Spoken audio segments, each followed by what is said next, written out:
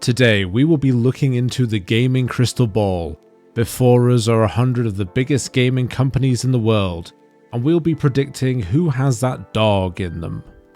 We're not looking at anything definitive, we're more looking at who is likely to make a game that someone could reasonably call the greatest of all time without being laughed out of the building.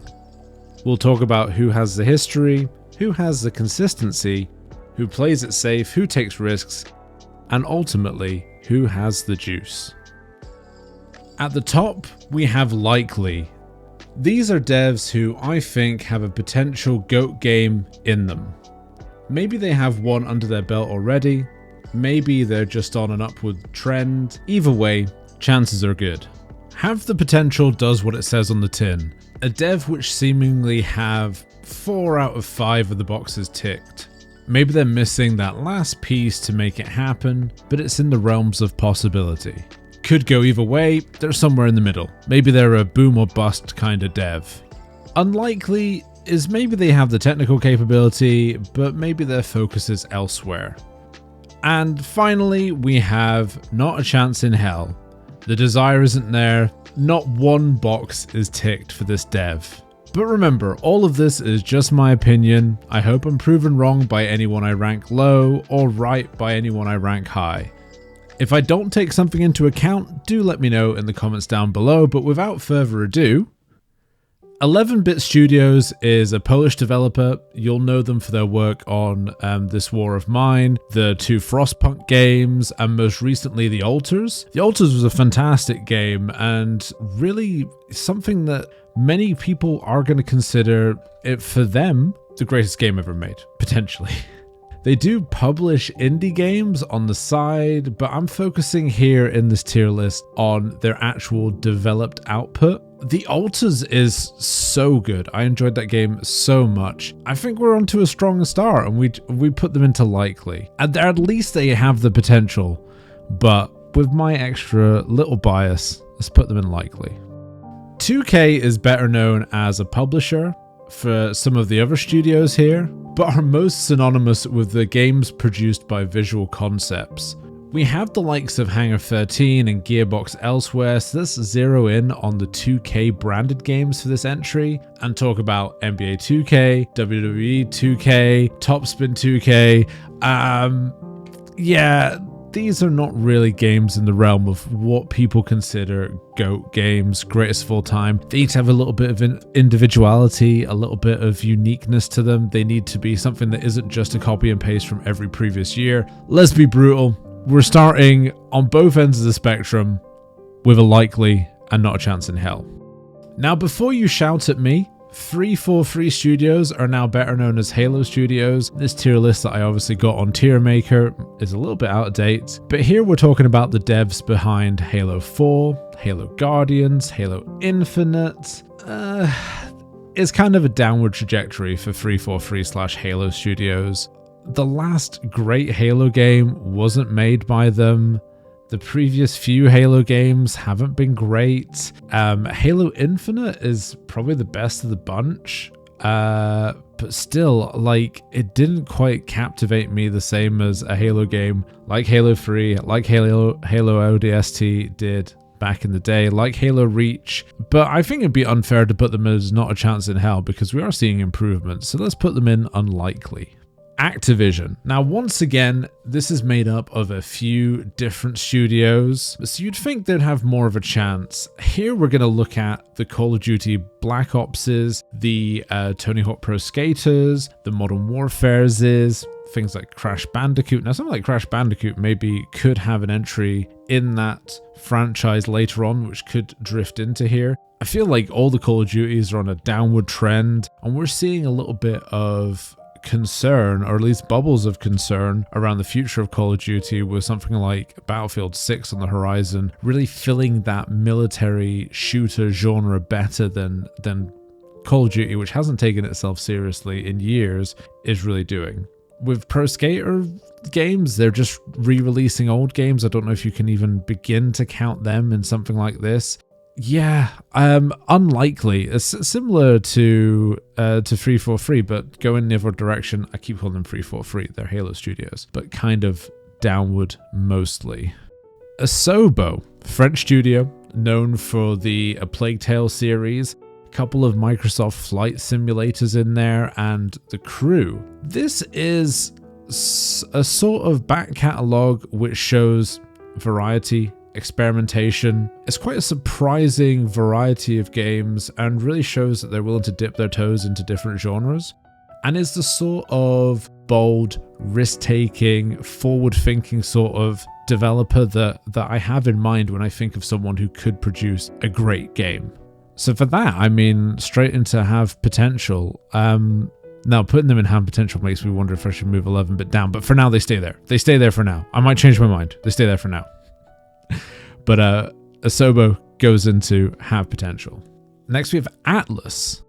Atlus, Japanese developers. They've been making games since like the 1980s. They've got the pedigree, they've got the history. Well known for Metaphor ReFantazio last year. I hope I'm saying that right. The Persona games, Shin Megami Tensei. Some of those games already are ranked by many people as some of the best video games of all time. Not really my preferred flavor of video game, but I've got to respect the devs, even if they're outside of my comfort zone. And I think they've got to go into likely, right? I mean, they probably already have one under their belt, so... And they've been going since the 80s. They're probably going to be going for another 4 decades. So, I mean, time is on their side, and they already have the experience. So, yeah, likely. Let's go. Now, Bandai Namco Studios, once again, these guys do publish as well, but they do have games which they develop in-house. The likes of Shadow Labyrinth, Code Vein, the Tekken games, Soul Calibur games, Scarlet Nexus came out a couple of years ago. Something called G.O.A.T. Where's all my Gooners? Rise up. Yeah, Bandai Namco have potential. I mean, they definitely hit a variety of different genres. The ones that they excel in, like Tekken and Soul Calibur, people rank as some of the best in those genres. I know that Code Vein was okay, and Scarlet Nexus was pretty well received. Not too familiar with Shadow Labyrinth. Not very sure of G.O.A.T, but definitely going to have potential bracket there, I think. Behavior, the Canadian studio behind Dead by Daylight fame, of course. They did branch out, pairing with another studio to do the casting of Frank Stone, and they did also make Meet Your Maker, which was them trying to branch out away from Dead by Daylight. This is one, and I think we'll find a few of these developers throughout this run that I would describe as having the golden handcuffs. These are devs which have seen huge success in one particular area, and it kind of forces them into a bit of a box forevermore. When you're making so much money from a game that you released like almost a decade ago now with Dead by Daylight, just continuously updating it, continuously adding new characters, new patches. On an investor side of things, there's probably no real desire to break what's working.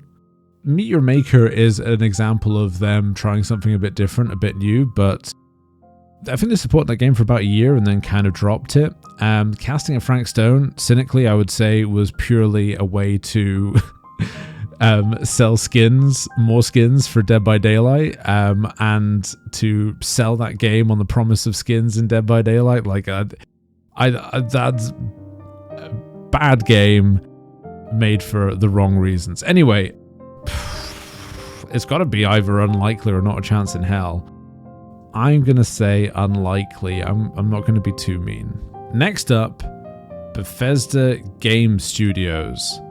The developers behind Skyrim, Skyrim Collector's Edition, Skyrim Special Edition, Skyrim Special Edition on Switch, Skyrim Anniversary Edition. Great track record.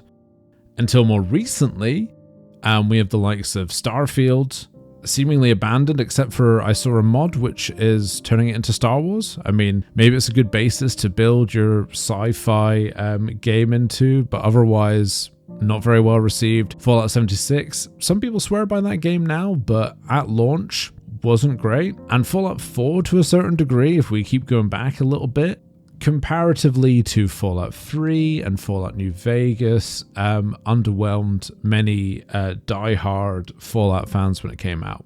The Oblivion remaster was well received, but if your best output is a remaster of another game in the Elder Scrolls series, kind of living in the past a little bit there. I feel personally that Bethesda has lost the juice. I feel like Todd Howard is out of his mind, and this is just a downward trajectory. Not a chance in hell. I mean, they've done it before, but I don't know how much of the team that made those great games of the past is still even there. It's got to go in unlikely. I'd probably put it at the top of unlikely because it is still Bethesda. BioWare, Mass Effect, Dragon Age, but also very similar story to Bethesda. I mean, 10, 15 years ago, these two were the kings of single-player video games. I know Mass Effect does have multiplayer, but we don't count that. Hugely respected for both their game design and the stories that they told in those games. But now, a shadow of its former self. BioWare, I mean, if this is pre the last Dragon Age game, I would potentially put them higher. But, oh no, even lower. I don't know. That last Dragon Age game is really confusing me now. I'm putting them next to Bethesda, fuck it. Next up, Blizzard. Blizzard, of course, of Overwatch fame. Overwatch 2 fame, I guess. Infamy, maybe. World of Warcraft. Diablo. Almost some of the same sort of stories as Bethesda. Not Bethesda. Similar sort of stories as Behavior. Golden Handcuffs. Locked into franchises. Overwatch 2 was just a reskin of Overwatch 1. Diablo, I think it was quite well received by some parts of that community on its release, but Path of the Exile 2 came out and just blew it out the water. And World of Warcraft still continues to get expansions. I know there's more expansions coming for WoW in the not too distant future, but it seems that they are very much carved into a niche. Now, if Blizzard was to go out and make a new IP, it'd be really interesting to see what they would do with that. I don't think it's as unlikely as some of these other ones down here, because they clearly have the quality when it comes to WoW. They clearly know how to still develop a game. Diablo, I would say Diablo is probably better received than the last Dragon Age. And for that, I put them into could go either way. Yeah, I think that's fair. Bungie. Once upon a time, the Halo 1s, the Halo Reaches, but now Destiny. Similar to Behavior, similar to Blizzard, Golden Handcuffs. But you've been making the same game and content for it for 8 years? Do you have a ton of unresolved creative energy to slam into your next project? Or have they stripped all of the joy out of you? That's the question. And for that, it really goes into could go either way for me. We'll see what Bungie comes out with next. Is it going to be Destiny 3 or is it going to be something entirely different? It'll be interesting to see.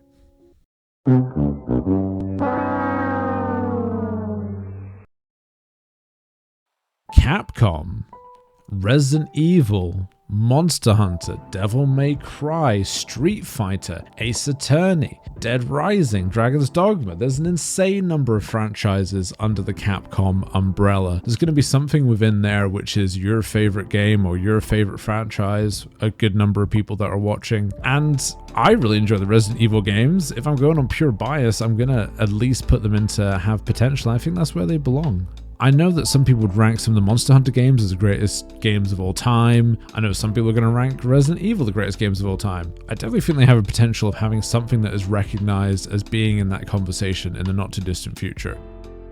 Okay, CCP, no, it is not the Chinese Communist Party. They are not entering a game into this. EVE Online undoubtedly is unique, but we're very much in the golden handcuffs analogy that I've said for a number of different game companies on here. Something that is so wildly successful that it gets you locked into it for the foreseeable future. CCP did try and branch out with some spin-offs from EVE. I don't know how well any of those were really received. It just seems that EVE Online is their absolute cash cow.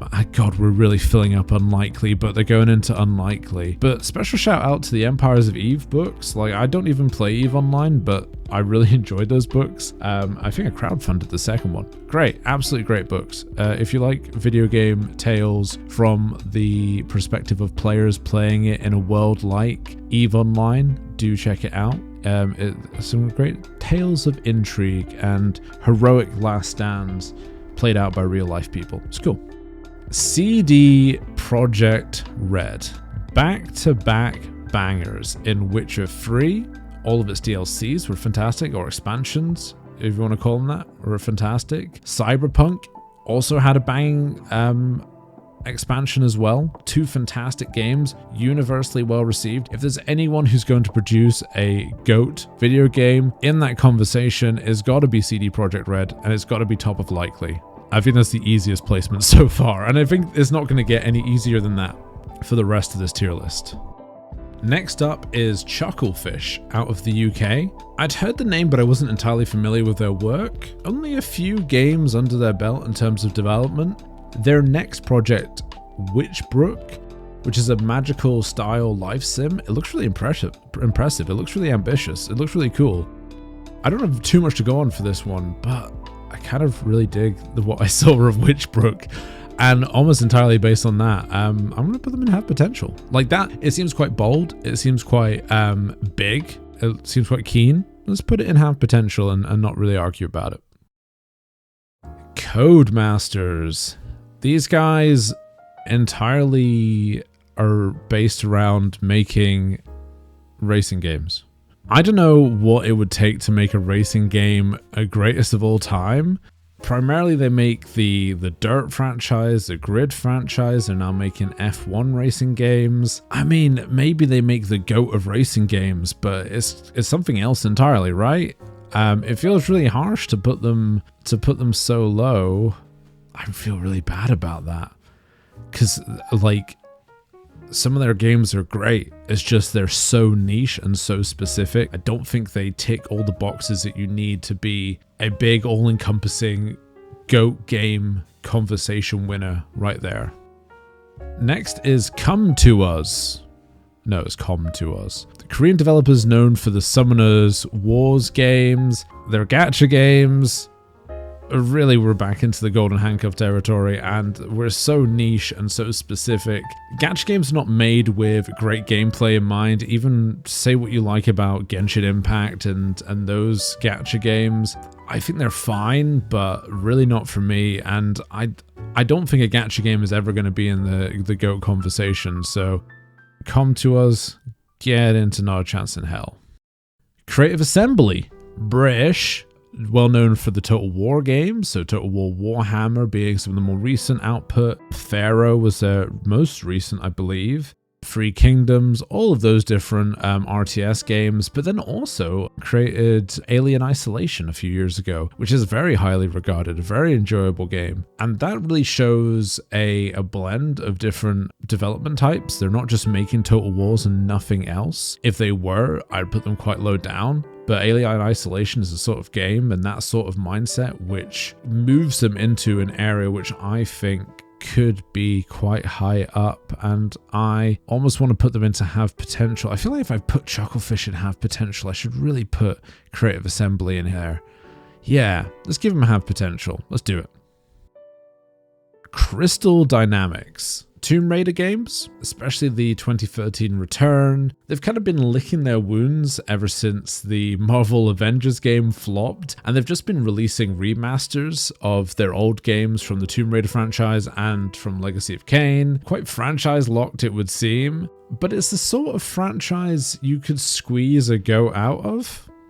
Makes it sound like they're birthing a GOAT. They're really not, but think of stuff like the Uncharted games. Some of those are considered some of the greatest games ever made, and Tomb Raider very much the yin to that yang. Some of those games are very, very highly regarded. I haven't played a Tomb Raider game since the very early ones on PlayStation 1. I'm quite out the loop on Tomb Raider, but maybe once they've finished licking their wounds after Marvel's Avengers and they stop making remasters, maybe they'll come out with something new, and it could go either way, I would say.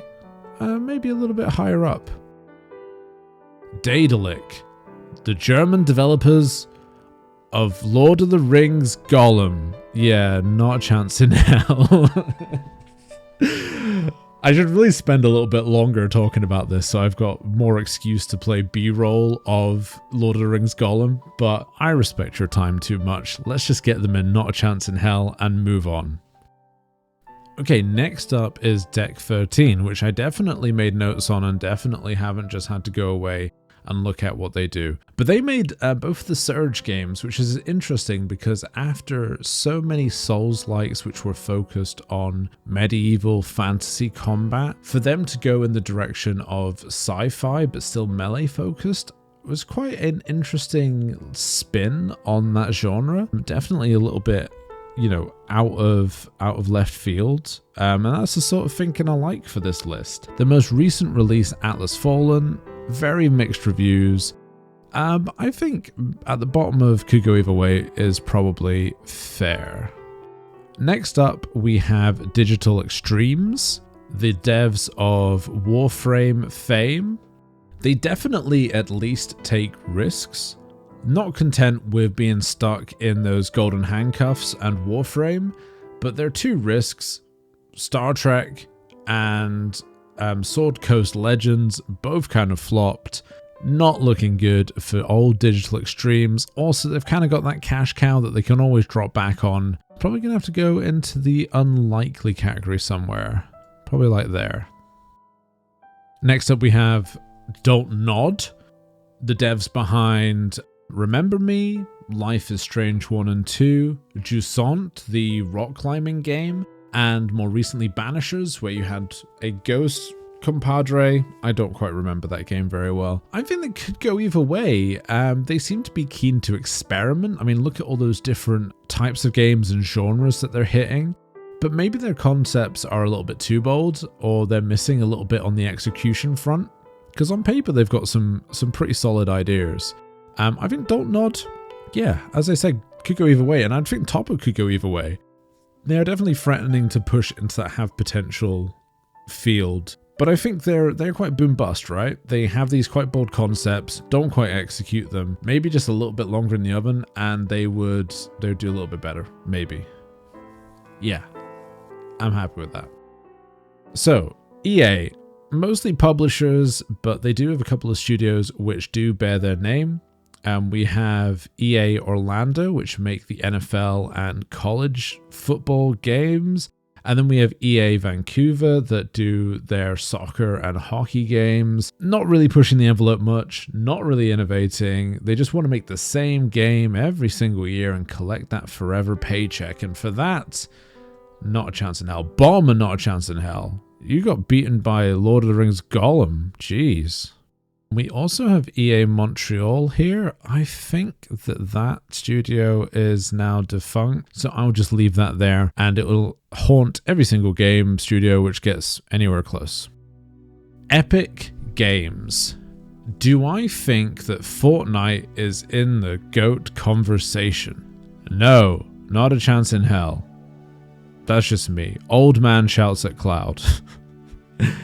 Not my interest. I can see how super successful they are, but I don't know how many serious gaming journalists or serious gamers who don't just play one game and nothing else would look at Fortnite and see anything other than just a milking machine for kids' credit card details from their parents. That's all it is now, right? Right. Next up, Fat Shark. Swedish devs primarily making Warhammer games in the form of Darktide and Vermintide. While the Warhammer games are a lot of fun, they're not really the sort of Oscar bait that is reaching for GOAT status. I think they go into unlikely, probably. Leave them there for now. Maybe we'll do a little bit of tidy up later, because they could go either way. I mean, truly it is unlikely though. Let's leave them there. Next up, Firaxis. Developers behind Civilization, the XCOM games, most recently Marvel Midnight Suns. I'm a huge XCOM fan. I really enjoyed Midnight Suns. I really enjoy XCOM. I've liked the Civ games. Really hard to categorize these guys because strategy games don't tend to get recognized as a GOAT game, as a potentially GOAT game. Even though something like XCOM is such a phenomenal game in its own right, I think, God, I'm going to put them at the bottom of have potential. A similar story to Creative Assembly, though I guess Creative Assembly burst out of their comfort zone a little bit more, and that's why I could justify them being over Firaxis. But yeah, that's a really tough one because they do specifically one thing really, really well. And I guess you could say that about Codemasters, and it's pretty unfair for it to be all the way up here. In fact, yeah, maybe we put it down one. Somewhere in there. What they do is they do it so well. There's no blemishes on that report card at all. And I'm also biased because I do really like their games. Let's leave them in Could Go Either Way for now. Focus Entertainment. Publishers, let's leave them down here in the way for a while. I don't know what to do with them right now. Leave them there. From Software, Dark Souls, Elden Ring, Bloodborne, Sekiro, maybe one of the most influential studios on this list. If you'd asked me a couple of years ago, it would be likely, not a single question asked. Similar to CD Projekt Red, just immediate, instinctive. But now, after Night Rain, and then with the upcoming Duskbloods, I don't know how I feel about those games. I don't think Night Rain is even comparable to Elden Ring, or comparable to something like Bloodborne or Sekiro. Those are such insanely good games. I mean, the first Dark Souls is probably one of those GOAT game conversations, especially Elden Ring as well. They definitely have some bangers in their back catalogue, but the recent history, But maybe once they've gotten Duskbloods out of their system, they'll get back to focusing more on single player experiences. Let's put them in likely. But at the bottom of likely. Before they would have been just behind CD Projekt Red, now they're at the bottom of likely. I think that's fair. Next up, Frogwares, developers of The Sinking City, and I think they're developing a new Sinking City game, so very Cthulhu-y. They make the Sherlock Holmes games. The fact that a Ukrainian studio is still producing games while under siege, and that alone makes me want to boost them up a little bit. But I've got to be honest with myself and put them in an unlikely. I don't think those games are really well or highly regarded. Not as one note as maybe a racing game or a driving game, but not too much better. But they are into some interesting IPs, and they do potentially have something that could go up there at some point. But right now, let's just leave them an unlikely. Frontier Developments, Elite Dangerous, Planet Zoo, the F1 Manager games, the Jurassic World games, the Planet Coaster games. They definitely have a niche, while sometimes breaking out of it. I mean, Elite Dangerous is nowhere near as similar to those sorts of strategy games, so maybe they do have that little extra burst of creativity that could break them into something a little bit more interesting. I don't know how well some of those Jurassic World games are seen by that player base. They're still making them. They've made a third one, right? There's a third one coming out. I think it could go either way. Let's put them in that category for now. We can always come back to that. Funcom really honed in on a bit of a niche in multiplayer survival crafting games, but Dune Awakening was far more ambitious than something like Conan Exiles in that it was a big IP, it was very interesting narratively. I enjoyed that game a lot, and so for that, yeah, I'm letting my biases come in. I think they have the potential. I think that format, the MMO format, is really hard to craft a very direct experience in. There's always a little bit of narrative dissonance in it, but what was there with Dune Awakening was a lot of fun. So I'm going to put them in have potential. I think I'm happy with that ranking. Gameloft, lol, getting to not a chance in hell. I'm just like, spoiler, I don't think mobile games are going to do too well here either. I have my biases. GSC Game World, mostly known for the Stalker games.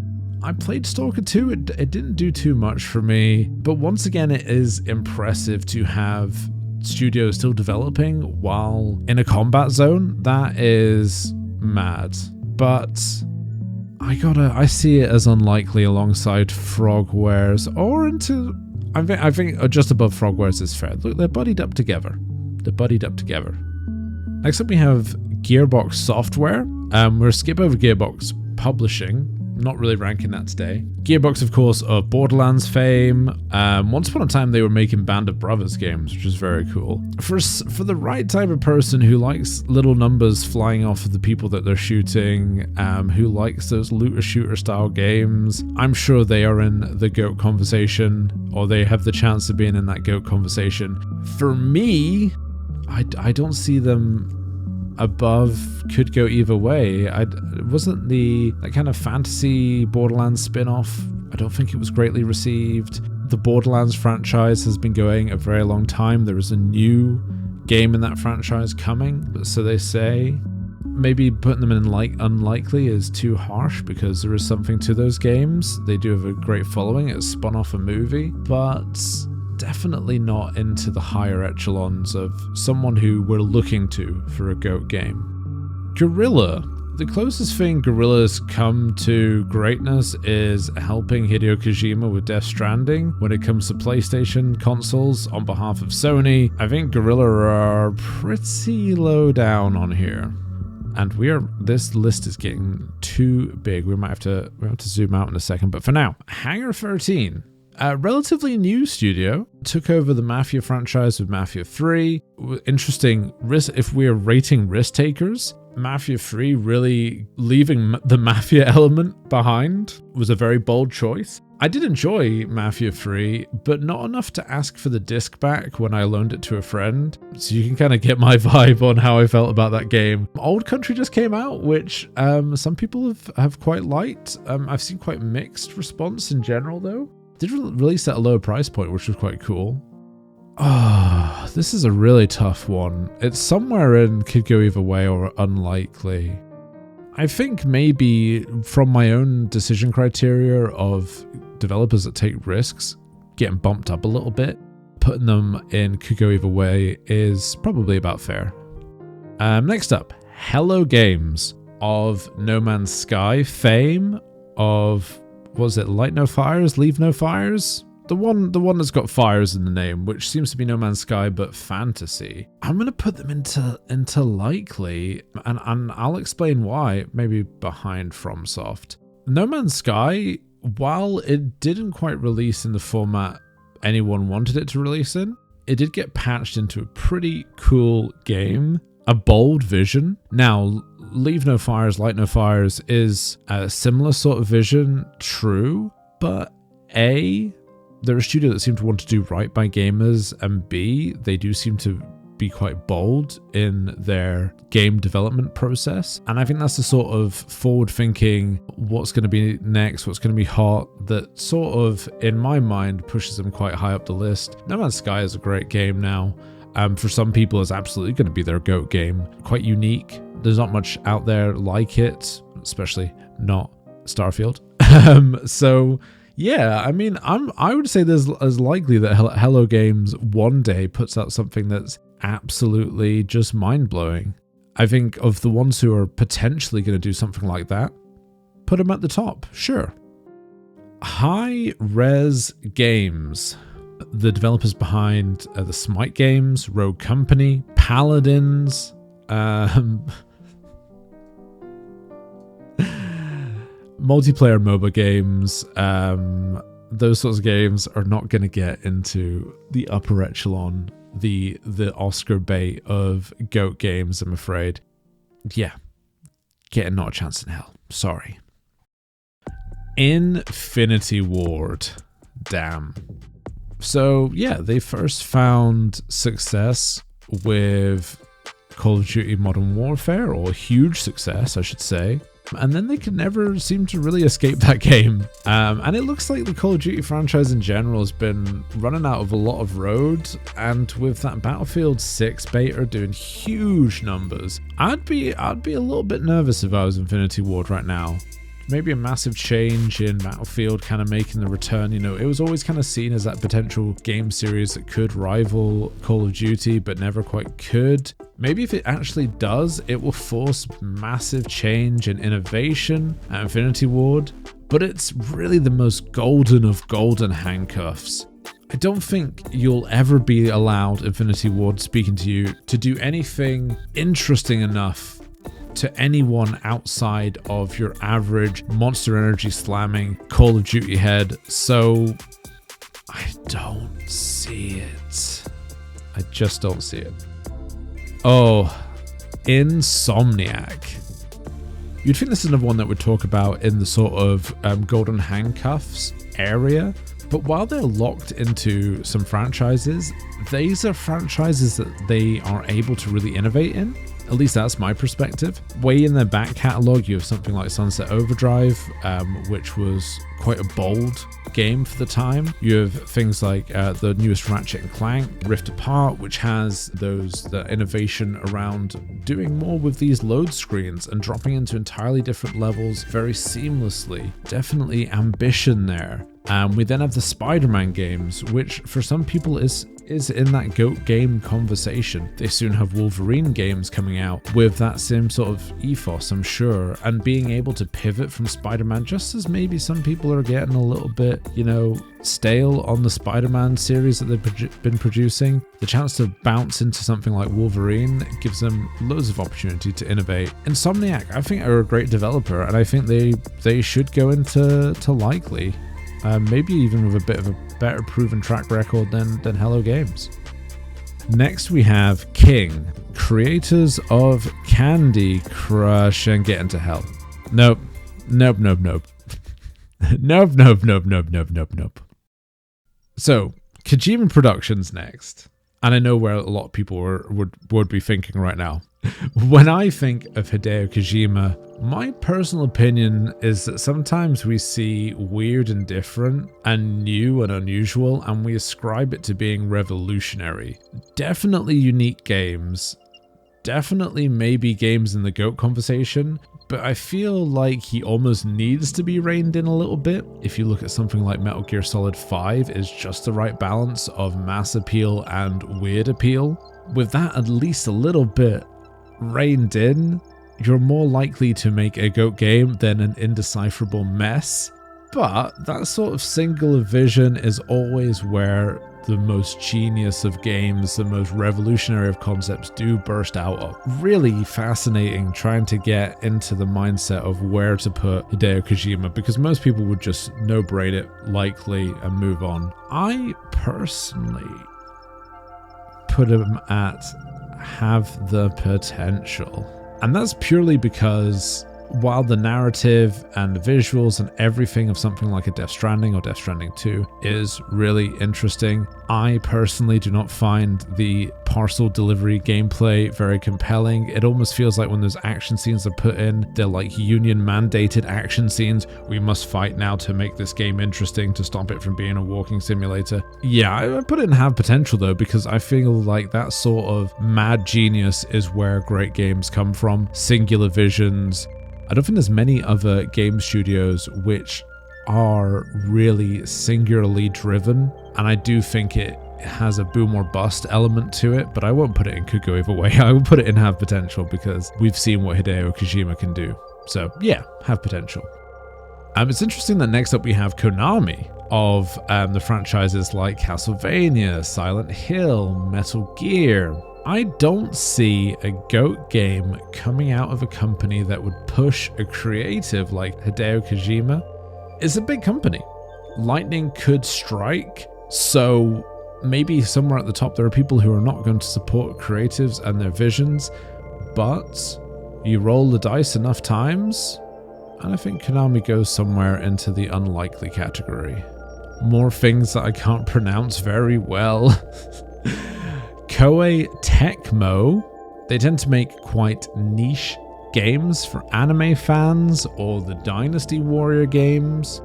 We could include things like Team Ninja's Ninja Gaiden games and things like The Rise of Ronin, and put them into could go either way. I think for the most part, these studios do one thing really well, but as far as I can see, haven't had a huge range for an epic undertaking like a G.O.A.T, but there definitely seems to be a lot of quality in those studios and in the things that they make. And also some of those teams could be going on to bigger and better things. I don't know. I just see it as it could go either way. Sometimes when you have multiple studios in the picture, it just kind of more dice rolls for someone to land a 6. Next up, Larian Studios, a studio which takes their time, craft epic games. Gotta go into the likely category. Solid back catalog.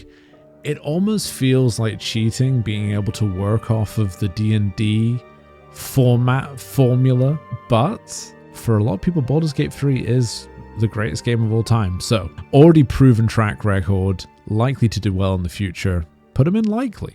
I think that's fair. Next up, Level 5, Yokai Watch, Professor Layton, Megatron Musashi, Fantasy Life I.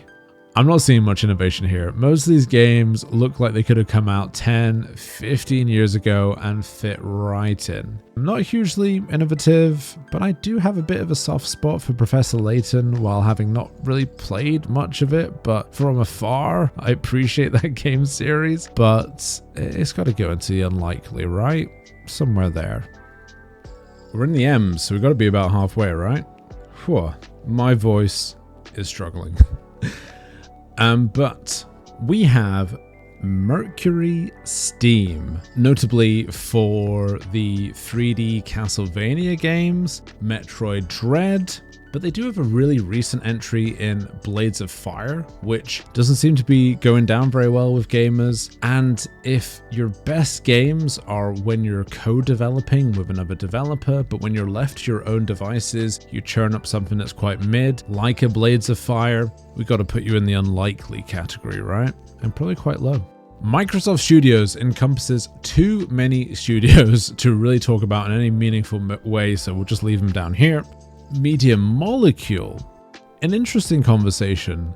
Little Big Planet Games, the Dreams game, if you can call it that, more of a software than a game, more of a tool to allow others to make their own games. Interesting studio to think about. Definitely innovative. If we're looking for a potential G.O.A.T game coming out of pure raw creativity and innovation, that's got to push them a lot up compared to what we may have put them just based on some of that output, and the fact that the last game was more of a software. I gotta put them in, could go either way. I think that's a fair place to put them. That raw innovation just pushing them straight up.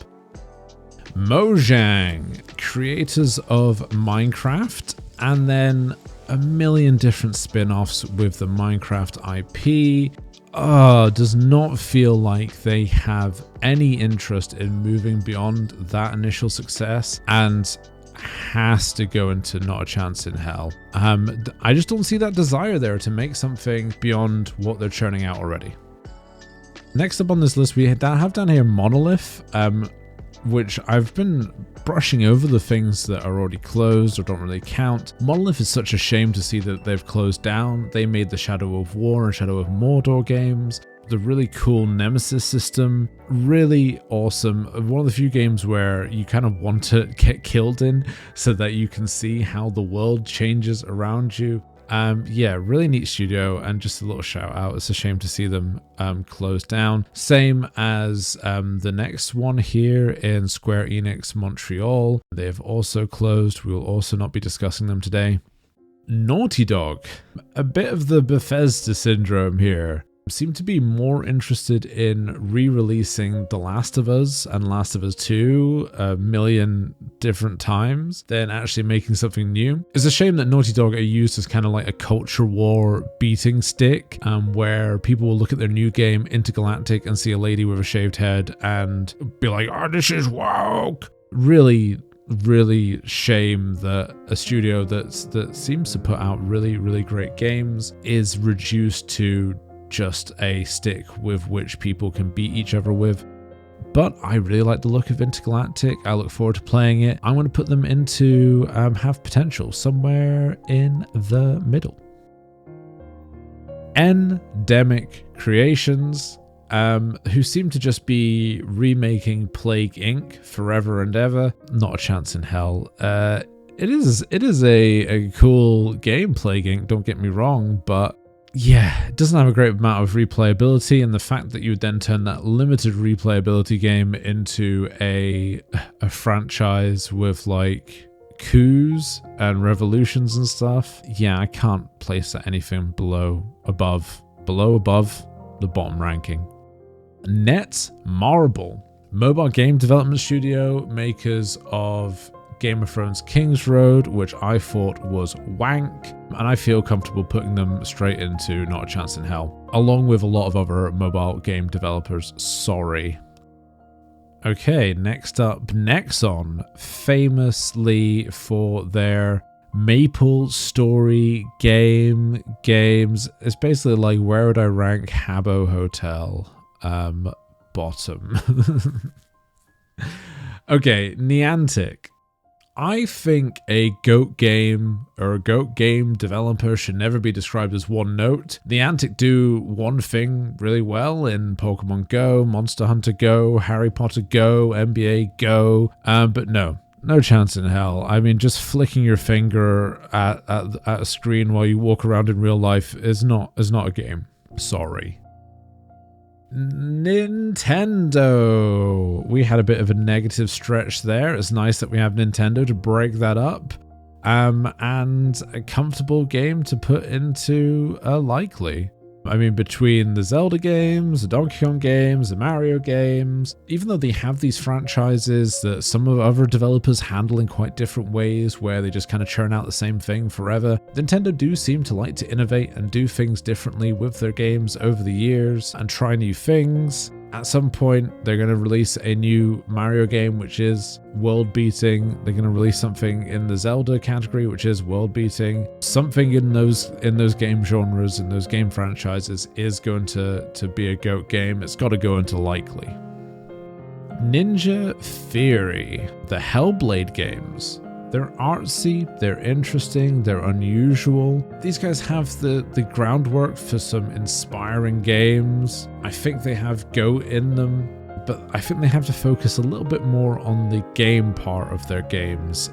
They kind of, I see them in the similar vein of Hideo Kojima, a lot of walking around and story, which are two parts of a game, but you need a little bit more gameplay. And I'll put you in, could go either way. I think that's fair. IO Interactive. Let me get out my soapbox for a second. IO Interactive have some of the worst and most predatory marketing strategies in all of gaming. I kind of fancied that Hitman roguelike mode and fancied getting the game for it. Had it on my wish list for a while and then discovered that they purposely split off part of the game and put that on sale to constantly ping you while the rest of the game is at full price. I unwish listed Hitman. I have no intention of touching it. Just completely abusing the Steam systems to con people into buying your game. Fire your head of marketing or whoever came up with that bullshit. It is shit. Like, it's such a shame because there's some great developers behind the games actually in that company, but fuck that marketing department. That is some bullshit. If you need a spreadsheet to explain what version of your game has what in it, you're doing something incredibly wrong. The games are alright though. I'm interested in that new James Bond game whenever that come out. Without my biases, IOI could go either way, but it's my list and I get to punish them for the fucking marketing bullshit, and they go into unlikely. I'm petty. Paradox Interactive, makers of Crusader Kings, Hearts of Iron. I do really appreciate the existence of those games, but they are overwhelming. I know that for a particular type of person, these are GOAT games, and there's no question about it. If you are that sort of person, these guys are your GOAT developer, and no other game developer will touch them. But a GOAT game has to have a degree of mass appeal, and I think that's such an important element. If so many people are just put off by the size of your games, the overwhelmingness of your games, When your game starts to feel like a second job, those sorts of games are not going to get into the GOAT category, and you've got to go into Not a Chance in Hell. I'm sorry. I respect the hell out of your games, but goddamn. Playdead, who are living up to their name and seem to be playing dead in that they released Limbo, they released Inside, and then they haven't really produced anything for the last 9 years. These are really interesting and unusual one-shot experiences, but I don't even know if these guys are developing anymore. It looked like they were on the path to big things with those 2 great games under their belt. Their website does show they're hiring for a future project, but it's really hard to tell when there's so little to go on from 9 years. Taking into account where they're at, it could go into unlikely for now. Platinum Games, makers of Bayonetta, the Bayonetta franchise I should say, Nier Automata, 2 game franchises very well respected, especially by players of Nier Automata. Really highly regarded, highly respected studio. Going to have potential, right? Playground Games. Now, these guys would be a similar ranking to Codemasters. Racing game, but they've just been given the keys to the Fable franchise, which really shows that they are looking to break out of their comfort zone, try new things, and yeah, so before it was probably going to go into Not a Chance in Hell. I have enough faith in the quality of the racing games that they were putting out, the innovation they were bringing to racing games when they were in that space, that what they're going to do for Fable could go either way. So let's put them in could go either way. I think that's a fair place for them. PopCap Games, makers of many Plants vs. Zombies games, which I didn't even know there were so many Plants vs. Zombies games. I knew about the first one and then have never paid attention to them since. Apologies. PopCap, maybe they're amazing. Peggle, everyone likes a Peggle game. Very arcadey, very hard to rank them really high, right? They can't go into anything other than unlikely, I would say. You could say they could go into a niche like Not a Chance in Hell, but I think Peggle and Plants vs. Zombies are quite different games. One's quite more strategy, one's quite more arcadey. Is there a second gear that they hit into where they'd make something with a little bit more broader appeal? Who knows? But for now, let's put them on unlikely. Let's be nice. Psyonix. Really innovative studio when they brought out Rocket League, but now looking at what they produce, they just seem to make games within Fortnite. So that's in the form of Rocket Racing. So that doesn't bode well, and I put the Fortnite dev down here. Right now, Psyonix, unless you announce something which is out with Fortnite and innovating once again. Actually, maybe this is a bit too mean. Let's put them into unlikely, because at least they have shown innovation in the past, but seem to just be making stuff around Rocket League. Hopefully they break out of that mold and go do something else, but right now I can't really put them into anything other than unlikely. Quantic Dream, the makers behind Heavy Rain, Beyond Two Souls, Detroit Become Human, and have an upcoming Star Wars game. Interesting.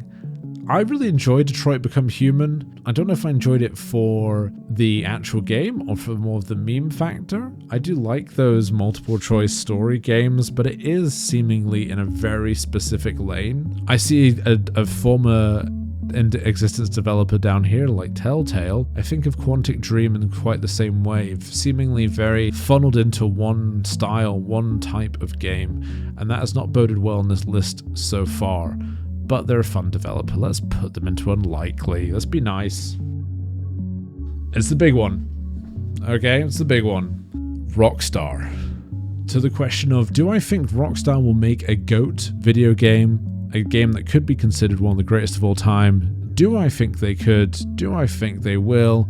Yes, I think they will. I mean... There is a little bit of a negative there in that they've seemingly wanted to make these long-term money-spinning games in the form of GTA Online. They tried it with Red Dead Online, didn't quite take off in that genre. I'm hoping that doesn't bode bad things for GTA 6 and it is just a online-only, please give me your credit card details game, but Rockstar have been around long enough that we've seen them make banger after banger after banger after banger, and so likely it is. Respawn Entertainment, makers of the Titanfall games, Apex Legends. Now, you'd think after having something like Apex Legends, a money printing machine, that you'd get stuck into that lane. But no, then they went on and made the Jedi games, Fallen Order and Survivor. Fallen Order, I'm quite high on. Survivor, it was fine, not as good. They have a future Star Wars game in development, and I think maybe games. I think they have another in the Jedi series and then something else entirely.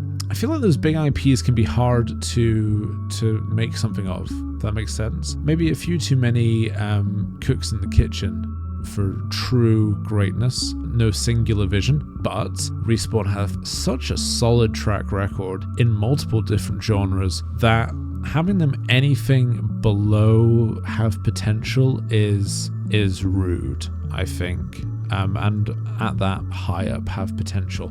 My concerns, Survivor, kind of a step back from Fallen Order, and they're still in that Star Wars zone. And if that's already had a bit of a downward trajectory, if Survivor had been to the quality of Fallen Order, I would have put them in likely, but it wasn't. They go on to have potential. And they make a nice little pattern there with Larian. I like that.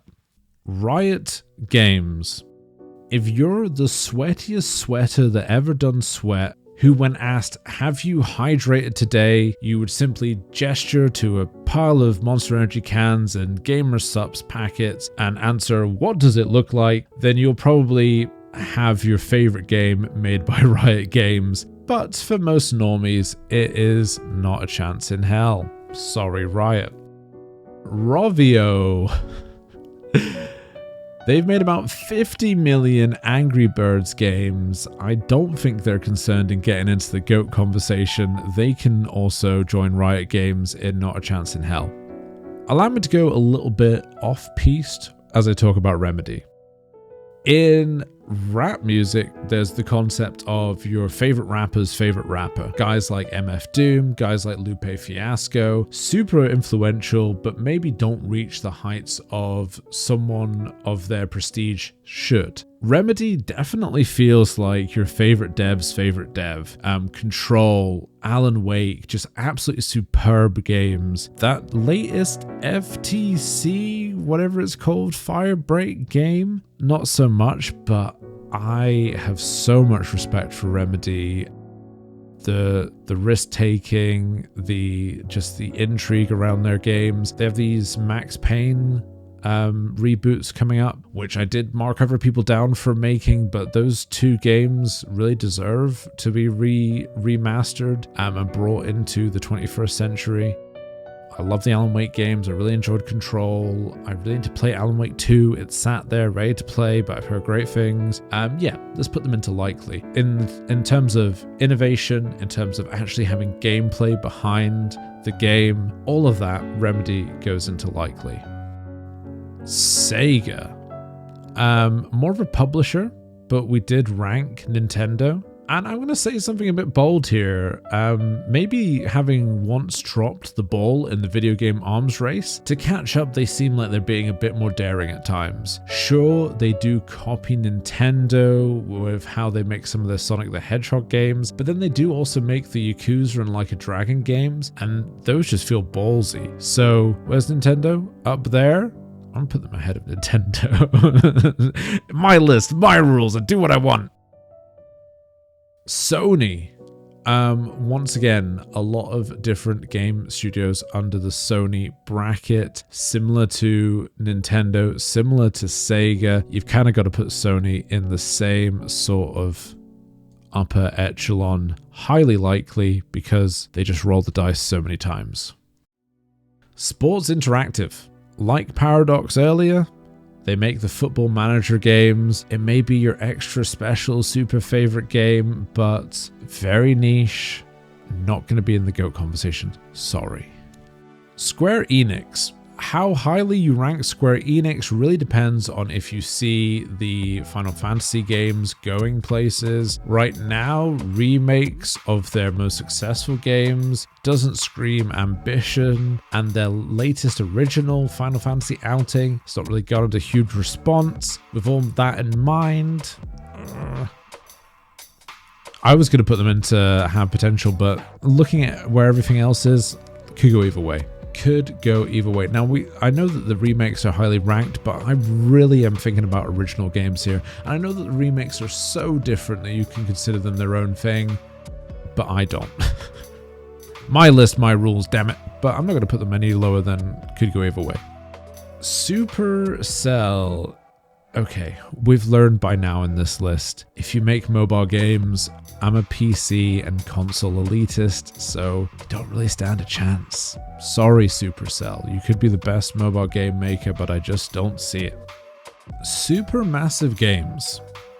An intriguing one to try and rank.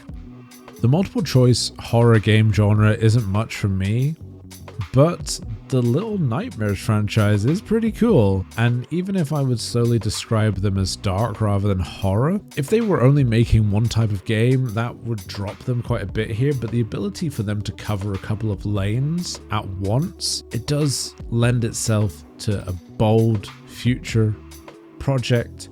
We won't blame them too much for the casting of Frank Stone. That seemed more like a ploy by Behavior to keep DBD relevant and sell some skins to that fan base rather than make anything interesting. It's almost a game made out of obligation. But Supermassive, if they were one note, I'd put them way down, but they do seem to be branching out. They do seem to do multiple different things. It'll be interesting to see if they get a project which coalesces those different visions into one thing. Those are the sorts of games which do get GOAT consideration. It's got to go and could go either way. Speaking of one note, next we have Techland, the guys behind Dying Light, the guys behind Dead Island. These guys really like zombies, a bit one note. And for that, got to go into the unlikely. Sorry, Techland. Down here we have Telltale. We did mention earlier they're now closed, which is such a shame. Such a cute developer taking all these different beloved franchises and turn them into narrative, multiple choice, choices matter games. I think a lot of games at the time when Telltale were really in their prime were these very rigid choices didn't really seem to matter sorts of games, and they really capitalized on that by having some really interesting branching paths. But alas, alack, not around anymore. Yeah, sad times. Tequila Works. They have a League of Legends spin-off called Song of Nunu and a couple of not very well received adventure games. I'm gotta put you into unlikely. Sorry, Tequila. The Coalition.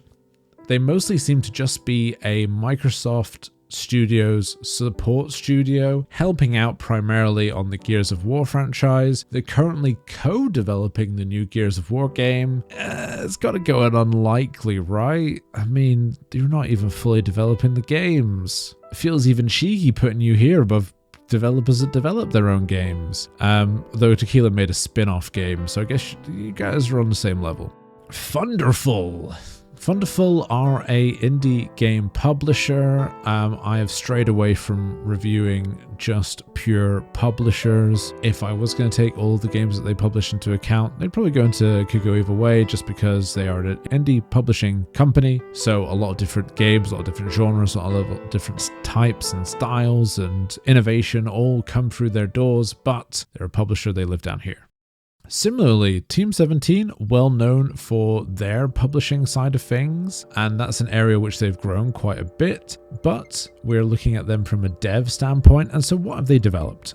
Team 17, very famously of the Worms franchise. It'd be awesome to see a new entry into Worms. I don't know if that's coming. They've been making The Escapists. They've been making Overcooked, which for what it is and for a very niche game, very well appreciated by fans of that game. Killer Frequency, an interesting it could say somewhat innovative game on that side of things. Narrative, visually, an interesting game.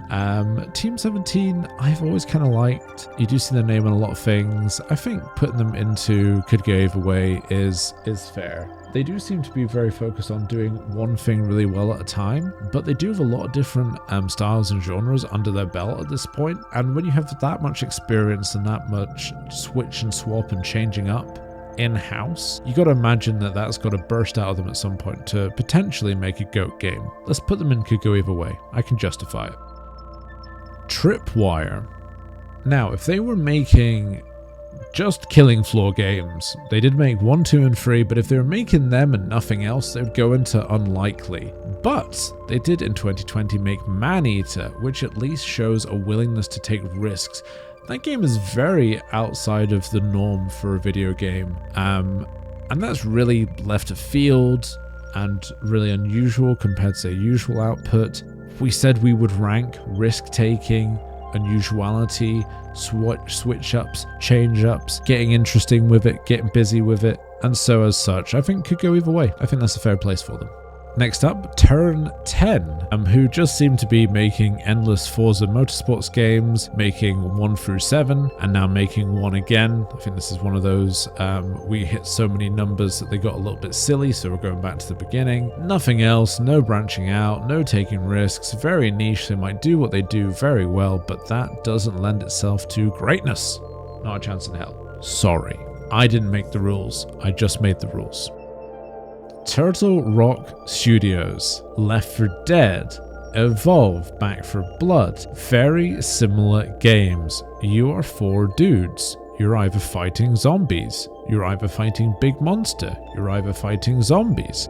When you lay it out like that, not a huge amount of innovation, except for Evolve, I think was quite interesting. An asymmetrical style game. It's almost like Dead by Daylight, but not. I think if they had tweaked that formula a little bit more, we would have been looking to them for the DVD killer.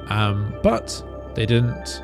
I think unlikely. I mean, they clearly play around with strong formulas that they have in-house at times, but they haven't put it into a place where we would consider them here. So yeah, shame, but they live there. Next up, we've got 3 entries here for Ubisoft.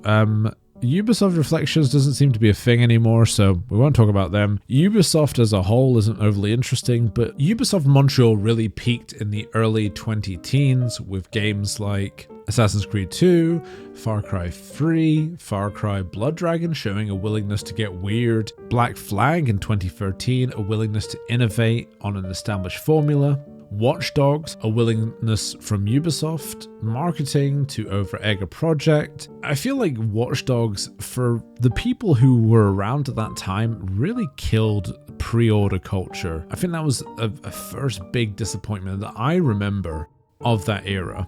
Then we get into the late 2010s, and we've got on one side the recycling of Far Cry over and over, and then on the other side we have games like For Honor, we have games like Rainbow Six Siege, truly innovative at the time. And then into the 2020s, we have Rainbow Six Extraction flopping, we have Valhalla doing really well, but being the pinnacle of all the issues that we could see with the Assassin's Creed RPG era. We have something like Roller Champions showing that they're still willing to take risks even though they have very secure franchises in the back pocket. Ubisoft Montreal is a fascinating study of a studio which clearly has a number of teams, with some really innovating and others kind of working on the grind of those games which they're just going to be pumping out to keep the lights on.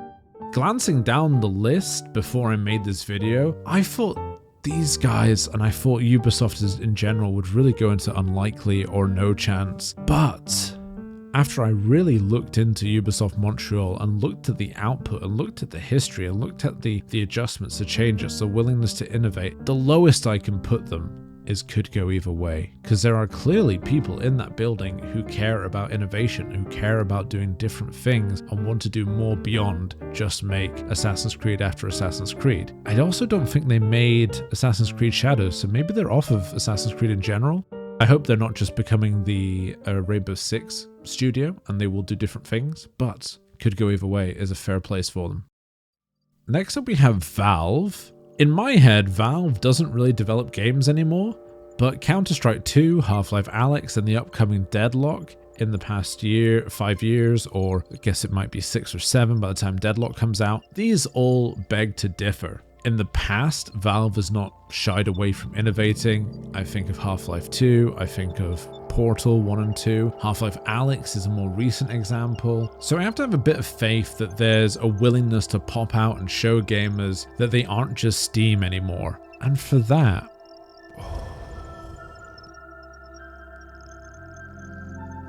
it's got to go in one of these top 2. Am I happy with it just there? Do I feel I have to move it up higher? Oh. No, the pedigree is too strong. The pedigree is too strong. Valve has made some phenomenal games over the years. There's clearly a keenness to not just become Steam, the gaming platform, and to actually still develop games. Otherwise, we wouldn't know that Deadlock's coming. We don't know what could be on the horizon beyond that. They haven't given up on making games. Let's put them in likely. One day. Next up, we have wargaming.net. World of Tanks, World of Warships. Very specific lane, probably Golden Handcuffs territory. These games aren't for me, but I love that community. The community that's willing to leak military secrets to ensure accurate balancing in a game. Mwah, superb. Like, gotta be one of the greatest. If we were ranking communities, I would put them in S tier. Awesome, awesome gaming community. But they are a very niche game developer, and I've got to put them in, by my own criteria, it's got to go not a chance in hell. I'm really sorry. I like those guys. I like the community more than the devs. I don't really know the devs, but that community, rock solid. You guys go in S tier, but this goes in bottom tier. Sorry. Warner Bros. Games. Primarily a publisher, but under that umbrella of publishing, they do have Hogwarts Legacy. They have the Quidditch Champions game, Kill the Justice League, though don't we talk about that elsewhere? Maybe we do. Yes, Warner Bros. Games, once again, primarily a publisher, have a lot of different franchises under them, too many chefs, so much going on. They probably have the creatives behind the movies and stuff like that, buttoning on the games. Not a great place for innovation, but also I'm not ranking publishers, so you can stay down here. But worth just chatting about for a second. Jaeger. Most recently known for the likes of the Cycle Frontier, which was a PvP, PvE extraction shooter game, which didn't exactly set the world ablaze. I remember a lot of streamers from the Ghost of Tsushima, no, not Ghost of Tsushima, Escape from Tarkov. I remember at the time I was interested in Escape from Tarkov. There were a lot of streamers of that game who were playing Jaeger through sponsorships or whatever, so I did see quite a bit of it at the time. It looks like they're going for another shot at the PvP, PvE extraction shooter market with Exoborn that they're working on with Shark Mob. I do think the extraction formula is an interesting genre, but I don't know if it's the type to produce greatness. They do have one really interesting nugget in their back catalogue of having produced Spec Ops: The Line, which in a world of multiplayer first-person shooters did the third-person shooter bit in a very interesting setting, but with very similar aesthetics almost. Quite an interesting mix-up to a standard formula, but I gotta put them in unlikely. A little bit of history there of producing interesting stuff, really stuck into the extraction shooter formula. I mean, if they can really nail that formula and that genre, maybe they do shoot up this list, but right now I could cruelly put them in not a chance in hell, but I'm feeling a little bit generous for that Spec Ops: The Line history. Put them in unlikely. ZeniMax, publisher, not going to talk about them. They can live down here. Zynga, our final game publisher, developer of the list. Will Farmville ever be considered a GOAT game? If you're asking that question, you're on the wrong channel. They go into not a chance in hell. And that is our list. What do you think? Where does your list stack up? Is there anyone that I gravely underestimated or gravely overestimated? Let me know in the comments down below. A special thanks to Amadeus Music for lending me some of his piano compositions for this video. His links are in the description down below. I hope you have a wonderful rest of your day, morning, noon, night, wherever it may be. Thank you for watching, and catch you next time. Bye.